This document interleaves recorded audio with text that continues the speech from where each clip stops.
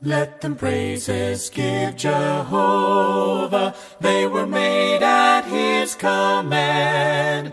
Them forever He established. His decree shall ever stand. From the earth, oh, praise Jehovah. All ye floods, ye dragons all. Fire and hail and snow and vapors, stormy winds that hear Him call. Let them praises give Jehovah, for His name alone is high. And His glory is exalted. And His glory is exalted. And His glory is exalted, far above the earth and sky. Okay, well, good morning. We're going to resume our study for the Bible, how we got the Bible. Some of it's going to be what we began last week, that we've been working on the Old Testament, the transmission of it. The Hebrew Scriptures, the major Old Testament codices of that Masoretic area. Before we do that, though, let's get our minds thinking and the wheels turning. Have a question for you, and deals with time. No fair getting out your calendars, though. With the exception of leap year, what month has 28 days? That's true. All of them, yeah. Some have 30, some have 31. Very good. Okay, yeah, they all have 28 days. Some have more than that. So, I know, a little corny this morning, but maybe gets us thinking a little bit. So let's turn our thoughts back to where we left off, and that is with the Masoretic text. Until the discovery of the finding, really, of the Dead Sea Scrolls in 1947, 1948, the earliest Hebrew manuscripts were dated about 900 and 1000 that the Masoretes had produced and copied. The Leningrad Codex, which we saw last week, and the Aleppo Codex are two of what we know as the Masoretic text. The group is called the text, although that singular term really doesn't do it justice, because that term covers many manuscripts. Masoretic group or Masoretic family probably is a more accurate discussion of all these manuscripts that the Masoretes produced. There's a very interesting codex. It contains only the prophets. It's called the Cairo, and we saw last week how significant Cairo was, Cairo, Egypt, in the Jewish dispensation and the copying of manuscripts. The Cairo Codex claimed from its colophon, or its statement within the manuscript itself, that it was dated about 895. That's probably inaccurate as was later determined. But it's an ancient Hebrew manuscript that's vocalized, that is, it has the vowel points on it, but it contains only the prophets, the Nevi'im. Now, they're broken down into the former prophets and the latter prophets. What are those? Well, 6 books. Joshua, Judges, 1st and 2nd Samuel, 1st, 2nd Kings. For the Hebrew Bible, that forms what's known as the former prophets. We, as Christians, in our Bibles, we refer to those as books of history. Of Joshua, Judges, Ruth, 1st, 2nd Samuel, 1st, 2nd Kings, 1st, 2nd Chronicles. To us, they're history books. For them, they review them as prophets. Whereas, following that, the Isaiah, Jeremiah, Ezekiel, also known by us as major prophets, and the 12 minor prophets are grouped in the Hebrew Bible as the latter prophets. And so we see the former prophets and the latter prophets. That's what's included in the Cairo Codex. The Codex of the Prophets. Traditionally, it was referred to as the oldest dated Hebrew Codex of the Bible that's come down to us. However, modern research and investigation has determined that it's probably an 11th century date rather than the 9th century date. There are certain distinguishing features as far as the writings, as far as the type of lettering that was used. Well, when the Crusaders captured Jerusalem. They also captured the Cairo Codex in 1099. Later, a wealthy Cairo Karaite, a member of a Jewish sect known as the Karaites, paid a ransom to retrieve that codex, and it was taken to the Karaite community in Cairo. So who are the Karaites?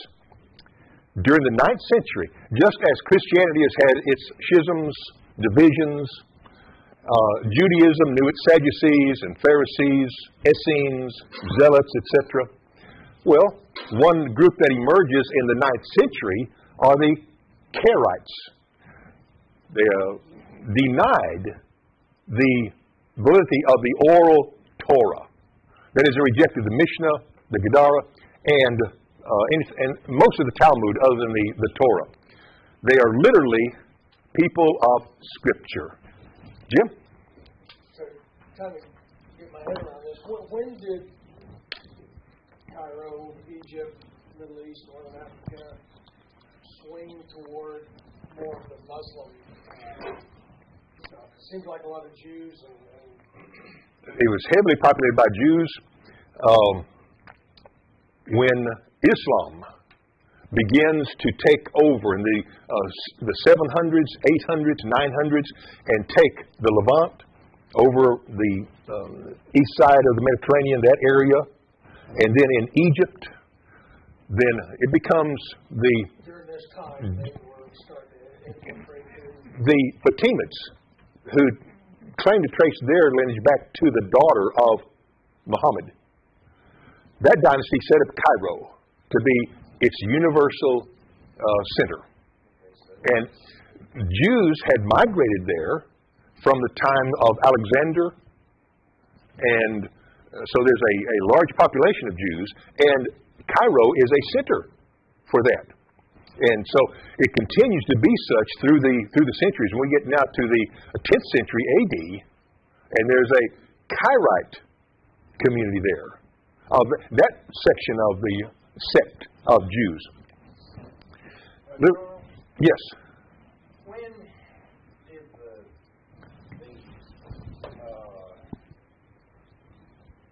fire in Alexandria destroy the library there? I'm not sure. I'm not sure when it took place. Yeah, I'm sorry. I don't have that information. Yeah. Well, of course, that was the center for Jewish study. Exactly. Yeah. As far back as Apollos. Yeah. It would have been after, say, 300 or 200, because that's where the Septuagint was translated into Greek from Hebrew by the Jews there in Alexandria. So, but as far as its destruction, I don't know. Yeah. So, are we saying that there are different nations that are Jews? Just different sects. Okay. So, how many are we talking about? Oh, numbers. This is just one group, and like in Christianity, how many divisions in Christendom are there? How many denominations are there? How many groups are there? They're innumerable, hundreds. Judaism also, kind of a natural tendency of human nature, is to divide and cluster with those that you share likeness with, and then to separate from those that don't share those same beliefs. The Karaites is one pronunciation. I notice there's also the Karaites pronunciation, but that seems to be the most predominant one, Karaite. They believed that all divine commandments that were handed down by God to Moses were recorded in the written Torah, and that is complete. Now, that's not unlike many Jewish groups today who believe that only the Torah is inspired by God. Only the Torah is to be followed. The other is of historical value, but it's not really a part of the commandments of God to be obeyed or followed after. Maybe not even inspired, all of it. Maybe just historical in nature or edificational as a poetic poetry sections. So they believe that all of God's words has already been recorded in the Torah, and there's no need for any additional oral law or explanation that the Mishnah put together. And so they do not accept as binding those traditions that were put into Midrash and Gemara of the Talmud. And what that does, of course, is distinguish Charism from mainstream rabbinic Judaism, which holds that the oral Torah, as codified in the Talmud, is authoritative. And so there's a distinction between different sects. Here is a picture of that Cairo Codex. Now that's just the prophets. You can see not exactly a pocket edition, which explains why there are so many volumes, because just one group, that's 600 pages. It's written on gazelle hide parchment, the type of leather, measures 16 inches long, 15 inches tall. If you put it on its spine, stand it up, that's 15 inches. So not exactly easy to carry around. Very bulky, which explains why there are not very many manuscripts. Those that we do have are very precise because they were copied meticulously by these scribes. But here we see an example of that Cairo Codex, probably more in the 11th century dating rather than the 9th century. And it had to be bought back, purchased back. Okay, so that brings us now to probably the most significant finding of Hebrew manuscripts in history. That's the Dead Sea Scrolls. They date from about 2,000 years ago, from 200 BC to about 70 AD, and they were found in the caves there around the Dead Sea, hence the name Dead Sea Scrolls, the Qumran area. And they include many manuscripts, making them 1,000 years earlier than the previously extant Hebrew manuscripts. And of course, when they were found, scholars were overjoyed, saying, "Oh man, I can't wait to get in there and see how the Bible changed over that 1,000 years," because everything changes. It has to be modified and adapted and edited and corrected and all these alterations. And so they started poring over those Dead Sea Scrolls as they could. They're fragmentary. And lo and behold, they find they were in agreement with the 9th century, 10th century Masoretic text, which is a testimony of the exactness of those scribes in copying the Word of God. There's only one complete book. That's Isaiah. There are thousands of fragments. It's speculated also that the Bedouins who found those, shepherds were there around the Dead Sea, and they're kind of passing time away, and they were chunking rocks up into those caves, and they heard a crash. So, wow, that's unusual. Let's go up there and see what it is. And they see these pottery, pots, vessels. And they look in them, and here are these these scrolls. They report them, turn them in. The Bedouins then, being wise, go and see what they can get for them. Are they worth anything? Are they valuable? Well, if one scroll is pretty valuable, 2 scrolls will be even more valuable. 2 scrolls are valuable. Let's break these up, get even more. And so a lot of them were broken intentionally because of the value that was brought to them. But they represent all the Old Testament books with the exception of Esther. Now there is a photocopy of the longest and the oldest section of the Dead Sea Scrolls from about 100 BC. Part of the Isaiah scroll. And William F. Albright said, "This is the greatest manuscript discovery of modern times because of all that it shed light on, not only biblically, but also socially, culturally, other manuscripts that were found there." Now, there are additional witnesses to the validity of the Old Testament scriptures. There's, for example, the Samaritan Pentateuch. What do we know about the Samaritans? Ever heard of the Samaritans? Ever heard of the Good Samaritan? Well, that was a group that was occupying northern Israel. They traced back to the time of the Assyrian conquest and then the Babylonian conquest, and they are settled in that area, and they will worship at a different place than the Jews. In fact, the Jews didn't have anything to do with the Samaritans, did they? they'd go out of their way to circumvent that area.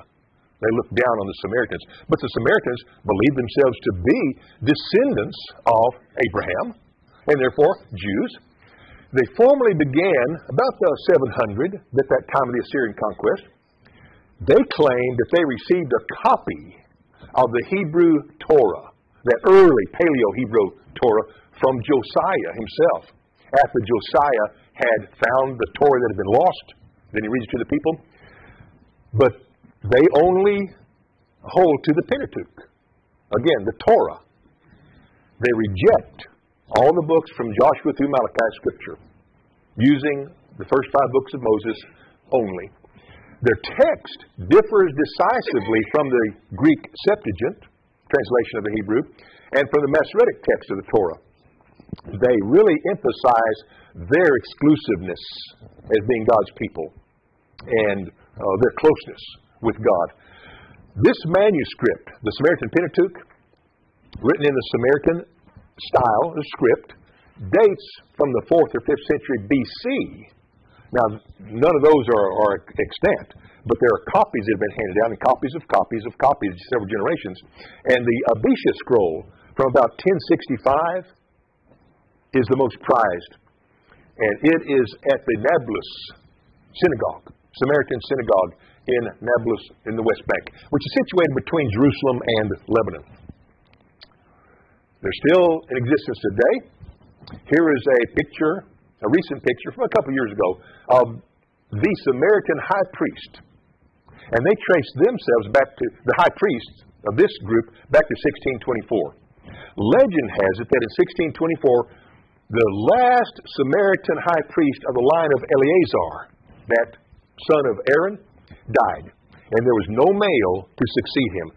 Therefore, Aaron's other son, Ithamar, his line comes into play, and his descendant assumes that role. Here, the high priest is lifting the sacred Torah among the people. There, of course, is the Septuagint, which we've already introduced. From about 250 BC, commonly abbreviated, we see it and read it as LXX. 50, 60, 70. L, 50, X is 10, so you've got 70 there. Meaning that there were 70, some say there were 72 scholars involved in the translating. But it was produced by the Greek-speaking Jews in Egypt, and will be used by the early church because it's the Greek translation of the Hebrew. It also includes the Apocrypha, and it stands as the earliest extant translation that we have of the Hebrew Bible. We referred to the Targums, the Aramaic Targums. Jewish tradition holds that they were actually translated by Ezra. They were for non-Hebrew speaking Jews who had come back now out of Babylonian captivity. That during those years of Babylonian captivity, Hebrew language ceased to be spoken. They spoke Babylonian. And so they come back now to their homeland, and they don't understand Hebrew. And so, as we read from the scriptures last week or maybe a few weeks ago, Ezra would read the law, and then other individuals he'd read it in Hebrew, other individuals would explain it and translate it for them. And so the Aramaic Targums begin to surface. Most of them date from the 2nd to 5th century AD, but some that were found at Qumran are earlier, from the 1st century, or even earlier to the 1st century AD. Then there's the Syriac Peshitta, meaning the simple or common book. Based upon the Hebrew text, the Syriac translation of the Old Testament was completed in the 2nd century. And it's in very close agreement with the Masoretic text, and it's the Bible of the Syriac churches, the Hebrew churches and Christian churches there. So we see the Old Testament witness to the Scriptures are vast, very numerous. Now, I've included in today's handout, we have the handouts from last week, they're still back there, but the only handout this week deals with the Apocrypha and also with what we see as origins hexapla. You see the charts there? Maybe a little too detailed for your interest, but I've included for some who like to get into the weeds. Hexapla, Origen from the 3rd century, a theologian, scholar, linguist. He put together a collection of Greek versions of those Old Testament books. And he put them in 6 columns. There's a Hebrew text, the Hebrew text transliterated into Greek characters, the Greek version of Aquila, the Greek version of Symmachus, the Septuagint itself, and the Greek version of Theodotion. What does it look like? There is a facsimile. It was destroyed, the original one. But there are copies, facsimiles, portions that have been put together. So you can see the arrangement that he puts here of those different versions of the Hebrew. He compiled it in Caesarea. He lived from 185 to about 254 AD. Took him about 10 years, from 230 to 240 it's estimated. May have consisted of up to 7,000 pages. An extremely comprehensive, copious work. It was in the library at Caesarea. Many scholars were able to view it and study from it, including Jerome, as he prepared for his Latin Vulgate. However, like many documents, it probably perished when the Arabs in the Muslim conquest in 634, 638 destroyed as much as they could of the Hebrew culture, traditions, and religion as they overtook that and viewed them only as infidels. So there we see Caesarea in the Bible Lands map where it was housed. And the fragments do exist, and that's where we get that picture, the compilation of it. Now, according to the Encyclopedia Biblica, this hexapla of Origen is valuable because it reveals the relationships between the various ancient versions from about 400 BC and 600 AD. So it's a very informative document, and it is viewed by many textual critics and scholars to be one of the influencers of the Codex Sinaiticus, Alexandrinus, and Vaticanus, the 3 most significant and important manuscripts, Greek manuscripts, for the New Testament. The Latin Vulgate, unlike the old version, Jerome's version actually goes directly back to Hebrew and translates it. And there are many quotations from the Talmud that bear witness to the Old Testament scriptures and text. And thus saith the Lord. So that brings us now to the chart that we have, how we got the Bible. We have no autographs, Old Testament or New Testament. None of the original writings exist. But from those and copies that were made, we see the Hebrew. The Hebrew that then is translated into Greek for the Septuagint. Origen will compile that. From the autographs also come the copies, and from the copies the Masoretic text that will add the vowel points and notes to their translations, and will result in the translation to Latin by Jerome. So we see a complex system here of copying, circulating, transmitting, copying, and adding that to the number of versions that are available.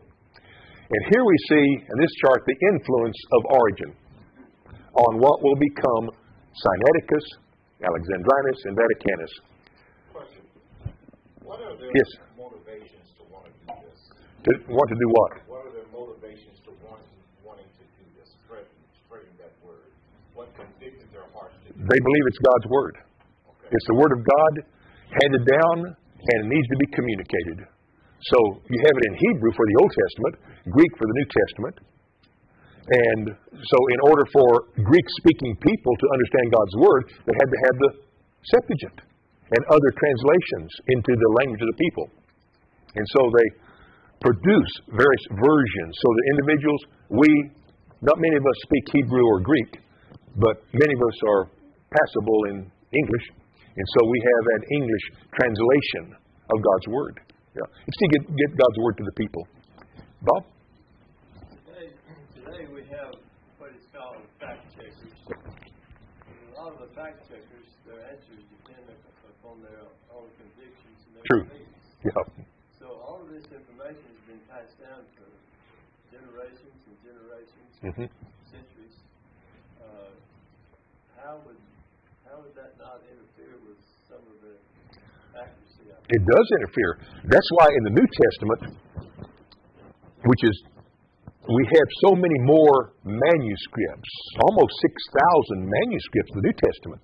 And true, some differentiate, but when you have the bulk, the majority that are consistent, then that rules out the individual biases or prejudices or errors of judgment. So the vast number of manuscripts is ensuring the veracity of the New Testament. In the Old Testament, it is the diligent copying of those scribes that ensures the transmission of God's Word as closely as possible to the original. So two very different methods of affirming that what we have in your Bible is God's Word. Old Testament, yes, and New Testament for various reasons, but vouchsafed by the sheer numbers of manuscripts. Yeah. And so here we see, getting back to the chart, with Origen, from his appeal to the Septuagint, then up to Alexandrinus, Vaticanus, and the Sinaiticus from that hexapla. Now, it's not definitive, but some have seen so much comparison that say it looks like those manuscripts, as they studied them, are very similar to what Origen put together. And certainly they had access to that. So, this gets back to what we were talking about a few moments ago. Why are the Old Testament manuscripts relatively late and few? Well, there's some reasons. Manuscripts of the Hebrew Bible were copied by the Jewish scribes, and they were very respectful of God's Word to prevent the improper use of even the material, the parchments or the papyri on which God's name had been inscribed. Those documents were given a ceremonial burial, so they would never be used again for any common purpose, because that page contained the name of God, and His name is to be honored, revered, not even spoken aloud, lest they speak it in vain. That's why we don't know how Yahweh was produced. It probably wasn't Jehovah, because there is no J in Hebrew nor in Greek. Yahweh or Yahweh is about as close as we can come, but the Jews never spoke it. Hebrews never said that most holy name of God. It's printed capital L, capital O, capital R, capital D in most translations as Lord, all capitalized for the most holy name of God, that tetragrammaton, Yod, Hey, Vav, Hey, but we don't know how it was pronounced. But it would be any parchment or material, papyrus, that had it was buried. And that ancient custom, according to Dr. Neil Lightfoot of ACU, that ancient custom has really served to deprive us of many earlier Hebrew manuscripts that we might otherwise have. If they hadn't given them an honorable burial, we might have them still extant. With the discovery, this is from Geisler and Nix in their general introduction to the Bible, still in print. With the discovery of the Dead Sea Scrolls, scholars have Hebrew manuscripts that are 1,000 years earlier than the great Masoretic text manuscripts. This has enabled them to check on the fidelity of the Hebrew text. Human nature be it as it is, we might expect there to be some changes, some differences. That's what the scholars thought when those findings surfaced. But the result of comparative studies reveals a word-for-word identity in more than 95% of the cases. The 5% variants are mostly just slips of the pen or of the spelling. Certainly there's nothing theological or doctrinal that's involved in those. So they're very precise in their copying. That's why we can have such confidence in our Old Testament. Lightfoot has said the Masoretes took meticulous precautions. They were textual critics of the first rank. They examined and appraised carefully all the textual materials available to them. On the basis of that abundant evidence, they set down in writing the form of the text which had been received at least several centuries before their time. So they're very old, and they're copying those very old manuscripts. Indeed, their labors were so productive, their contributions so large, that our Hebrew text today is often referred to as the Masoretic text. F.F. Bruce, the new evidence confirms what we already had good reason to believe, that the Jewish scribes of the early Christian centuries copied and recopied the text of the Hebrew Bible with utmost fidelity. They surfaced around 500 A.D. They were working for 500 years, and during that time produced numerous copies, manuscripts of the Hebrew text. So think about the implications of that. Question. How when they're doing these master producers, are they writing these things? Yes. So, it's long before the printing press. That's what I'm Yeah. getting at. So can anything be misdone, or they just copy it word from word? They are copying, exactly. And the Jewish scribes were so diligent that if there were an error, that parchment or that piece of papyrus would be retired and start over again. They were very diligent that it was exactly. Overseeing the process of that. Yes. Yes. I'm just trying to So get understanding how the process went. it's very different from the Greek manuscripts, where there was no different group of scribes. It was individuals in congregations who were literate that were able to get a copy, and then they would start copying it. But they had very rudimentary materials, lighting, the pens, the quills, the inks, the fatigue. And so we see numerous variants within the New Testament, but none that are of any consequence as far as doctrine. Maybe it said Jesus went over the hill or Jesus went up the hill. Well, that's a variant. There's two variants. Did he go up or did he go over? What difference does it make? But that's okay. Or he went around, or he went down, or he may add he went, and some say Jesus. A scribe may say Jesus went, where other texts say he went. Well, is it he or is it Jesus? Those are two variants, but it doesn't make any difference doctrinally about that. But there is a difference in the New Testament manuscripts and the Old Testament. So down through more than 2,000 years, the world empires have come and gone across cities, counties, and continents. The Hebrew Scriptures have been miraculously and meticulously preserved. Wars have ravished, cities have been plundered, rulers have come and gone, empires long since arisen, died, and disappeared into history books.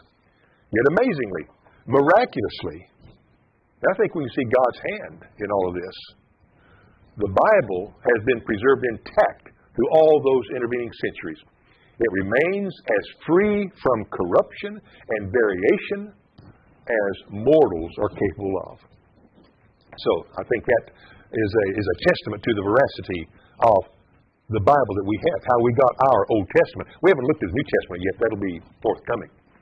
But there's another section here. Sometimes we see Apocrypha. Some Bibles include books known as Apocrypha. It means hidden, from the Greek word apo, away, and kryptein, to hide or conceal, to hide away. And there are 15 books written from around 200 BC to 100 AD by Jews in Alexandria. It's believed. Jerome, an early scholar and translator of the Bible into Latin, had this to say about the Apocrypha, which certainly were available to him, these books. He said, anything outside of these recognized Hebrew Scriptures must be placed within the Apocrypha, that they are not sacred writings. They're not believed to be sacred writings. In fact, they were never accepted as by Jews as part of the canon. Some Jews didn't even accept anything past Deuteronomy as being inspired. Certainly the Apocrypha was not accepted by Jews. Never accepted as canonical by Jesus and his apostles.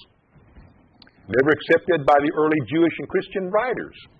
The early church did not accept the Apocrypha as being on the same level of inspiration as the other 27 books of the New Testament.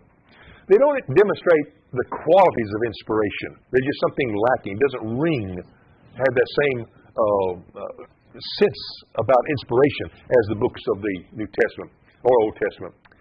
And therefore, they've been shrouded in uncertainty. It's always been a doubt as to their legitimacy. And the Catholic Church itself did not accept the Apocrypha until the Council of Trent. Council of Trent, what was going on at that time? The Protestant Reformation. And so, to strengthen or support the Catholic cause against the Reform movement, then the books of Apocrypha are included into the Catholic Bible. These are statements that come again from Brother Neil Lightfoot, ACU, on how we got the Bible. And so, we're in transmission. We have a few minutes and we can look at the New Testament.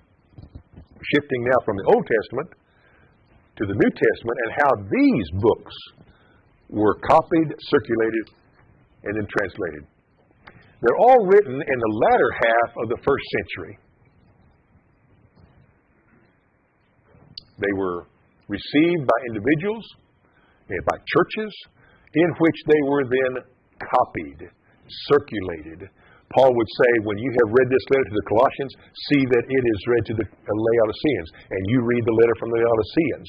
And so there was the circulating of these letters, these epistles, among the churches. The original autographs have long since perished.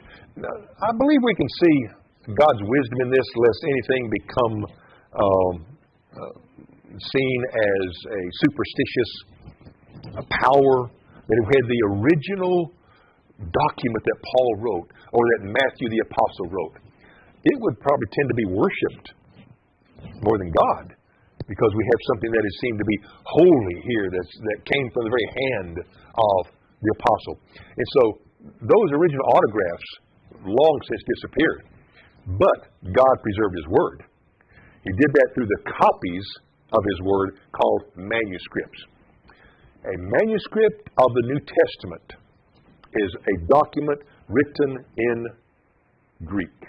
A manuscript of the Old Testament is a document written in Hebrew. A version of the New Testament Scriptures is any document written in a language other than Greek. For example, we have our English version. It's written in English so we can read and understand and obey.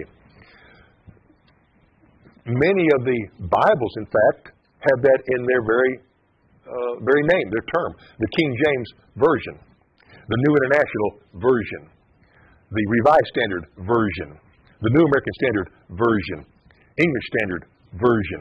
So, version simply means it's a translation into a language other than Greek.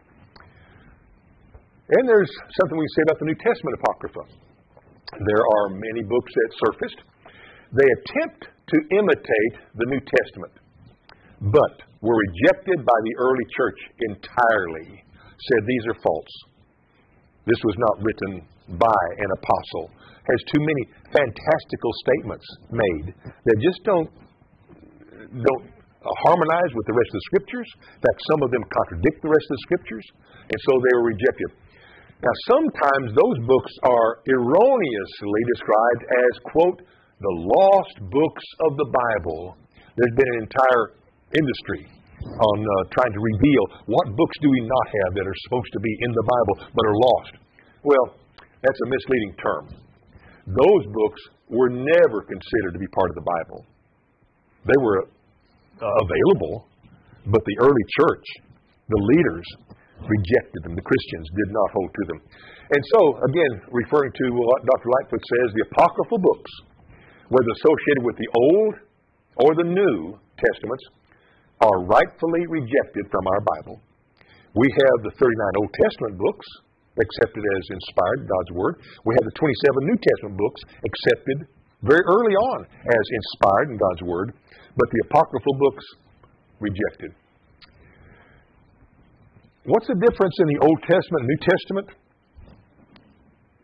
The integrity and accuracy of the Old Testament manuscripts come largely as a result of the extreme care taken by the scholars in that translation process.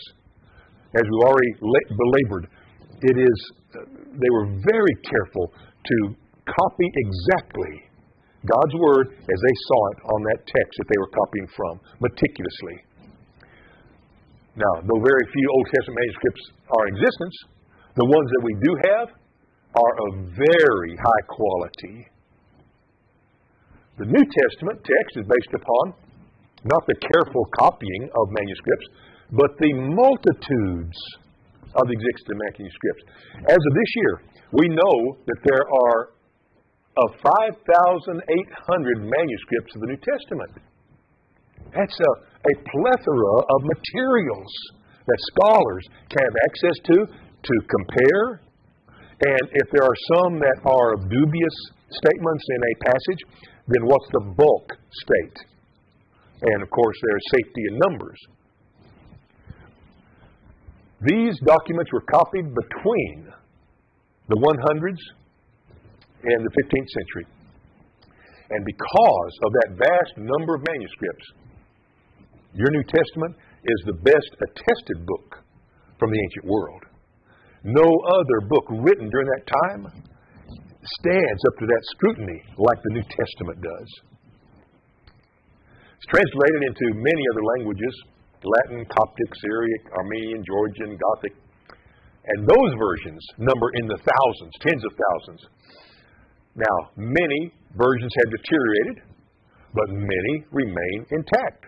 They're available today. And scholars, linguists pore over them to determine their correlation with the New Testament Greek. Unlike Hebrew scriptures written in scroll and codex form, New Testament scriptures were only in codex form. And what's a codex? The book form, as opposed to the scroll form. They're all in codex.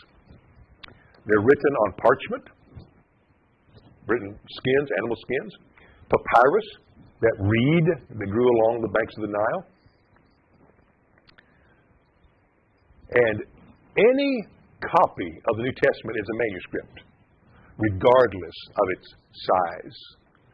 A fragment is a manuscript. An entire book is a manuscript. The entire collection is a manuscript. So, the size doesn't determine whether it's a manuscript. The language determines it's a manuscript in Greek. And of the 5,800, most of those manuscripts don't contain the 27 books of the entire New Testament. Well, we saw how bulky that Codex Cairo is.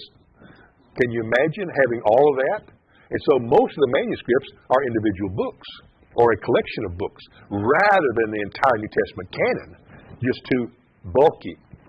And so the individual codices were far more practical for reading, for opening. And there are 4 categories that typically are in those manuscripts: Gospels, Acts and the Epistles, Pauline epistles, and then the book of Revelation. Now, in addition to those manuscripts, there are more than 1 million quotations of the New Testament from the writings of the church fathers, who referred to the New Testament, a passage or a verse, a statement, and copied that, circulated it, attesting to its authenticity in the New Testament. Those statements are from the late 1st century into the Middle Ages. And there are different styles of writing. This is where we'll begin next week. And we'll have the handouts for that. We'll look at unseal. There's an example of the unseal. What does that statement say? He is what? He is nowhere. What is it? He is nowhere or he is now here. That's what an unseal does. Okay, so we'll look into that. Just kind of get you thinking as we dismiss class for this week, and we'll go into our time of worship. Let's bow together as we conclude. Holy Father, thank you so much for this time together to study your word and how you have preserved it for us. We pray now, Father, you'll be with us as we enter into our worship, our corporate worship, and lifting up our voices in praise to you, and assembling around your table to remember the body and blood of your Son and our Savior, Jesus Christ. In his name, amen.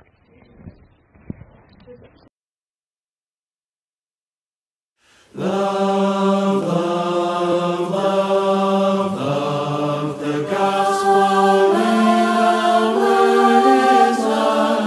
Love thy neighbor as thy brother. Love thy neighbor as thy brother. Peace, peace, peace, peace. The gospel and the word is peace. Peace that passes understanding. Peace that passes understanding. Joy, joy, joy, joy. The gospel and thy word is joy. The joy that fills to overflowing.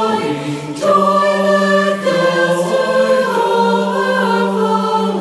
Love, love, love, love. The gospel and the word is love. Love thy neighbor as thy brother. Love thy neighbor as thy brother. Love, love, love.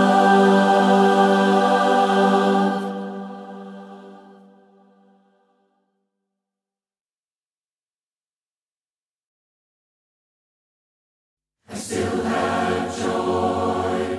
I still have joy. After all the things we've been through, I still have joy. I still have joy. I still have joy. After all the things we've been through, I still have joy. I still have peace. I still have peace. After all the things we've been through, I still have peace. And I still have faith. I still have faith. After all the things we've been through, I still have faith. I still have hope. I still have hope. After all the things we've been through, I still have hope. I still have love. Sweet love. I still have love. After all the things we've been through, I still have